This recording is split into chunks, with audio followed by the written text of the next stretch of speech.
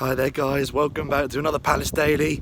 It is of course the day after the season ending game against West Brom. It's all over, all done for another season. Ended up being an incredible season.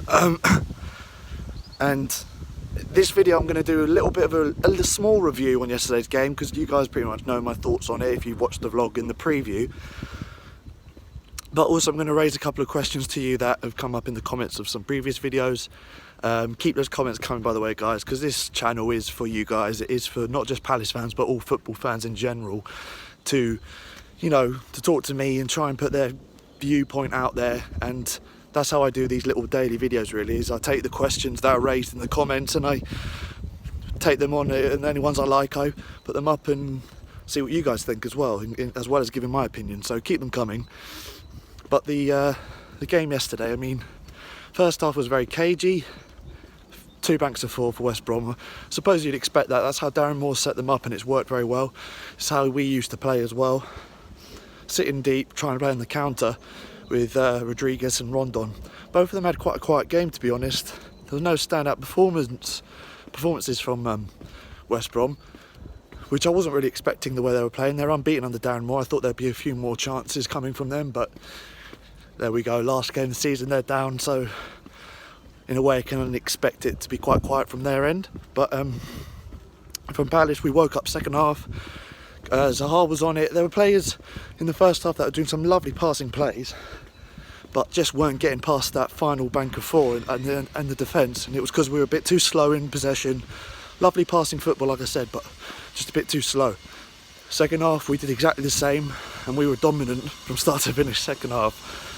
And it could have been 4-5 if we took our chances, but it ended up being 2-0, 2 lovely taking goals. And it's that left side of the pitch again, Van Arnold and Zaha. Zaha drifts out wide to the left, Townsend to the right, and their connection on that wing has been brilliant this season, especially the second half of the season since Van Arnold's picked up form.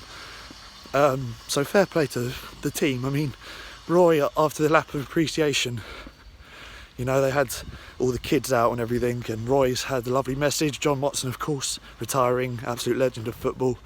It was just a really, really awesome day.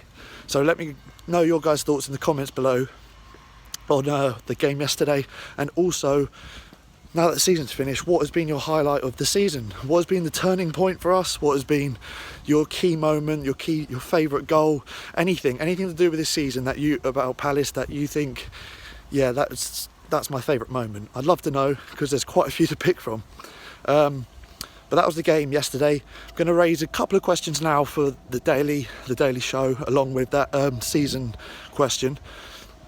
And now the first one will be on the midfield. Obviously, I said I stayed for the lap of appreciation yesterday, and it was quite clear to me after the players went off that goodbye, he looked like he was giving a farewell wave to the crowd. Looked like he was waving goodbye, which is a shame, and I think it was going to happen, although I really like him to sign a year extension. But he's going. Loftus-Cheek, although I'd love us to sign him, and I think we should put a bid for him in the summer, he put out on social media a picture of him on Instagram, I think it was, and a message saying thank you to the Palace fans. It was a very long message, but it was almost another goodbye message. That's how it came across to me. So with those two leaving our midfield 4 that we've been playing in this 4-4-2 with 2 false 9s, who do we bring in the summer to fill in those midfield positions? Because that's 2 of our starting 11 that could be gone for next season, and that's quite a big hole to fill. We need some players that can really fit in that position. Maybe one winger if Loftus-Cheek, because Loftus-Cheek will be playing out wide. But yeah, so who do you think we bring in? Which midfielders do you think we bring in to fill in those 2 positions? I'd love to know your thoughts on that. And also the second one is as well. You obviously mentioned John Watson yesterday as well, with his time in football, his incredible moments, things like that. I'd like to know your favourite moments in football.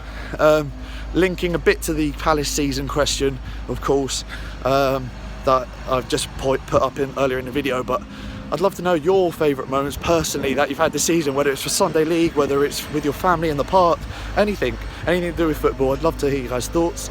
Yeah, that's about it, guys. I mean, I'm going to be doing a proper video, like I said, with that midfielders question. I will be doing a proper video on my transfer targets in the summer, who I'd like to see come in a little while. So I will do a more in-depth view on that, and I'll tell you my actual thoughts on that in that video. So I'll save my thoughts for that, but I'd love to know your guys' thoughts.